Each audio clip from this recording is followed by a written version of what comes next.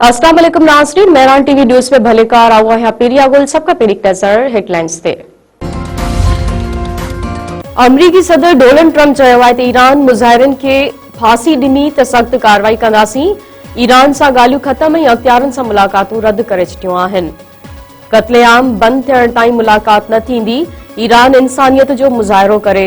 Washington में media सां ॻाल्हाईंदे अमरीकी सदर वधीक चयो आहे त ईरान जी सूरत-हाल ख़राब आहे। अमरीकी शहरी ईरान में जल्द निकिरी वञनि। चीन अमरीकी शयुनि लाइ मार्केट खोले सघे थो। वेनेज़ुएला पारां अमरीकी शहरियुनि जे क़ैद मां आज़ादी जी आजियां करियूं था।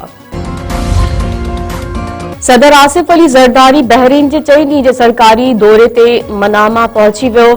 बहरीन नेशनल गार्ड जे कमांडर शेख मोहम्मद बिन ईसल खलीफ़ा ऐं बहरीन जे परॾी वज़ीर शेख डॉक्टर अब्दुल लतीफ़ बिन रशीदुल ज़ियानी पारां सदर आसिफ अली ज़रदारी जो इस्तक़बाल। पाकिस्तान में बहरीन जो सफ़ीर मोहम्मद इब्राहिम अब्दुल कादिर ऐं बहरीन में पाकिस्तान जो सफ़ीर साकिब रऊफ़ बि मौजूद हुआ।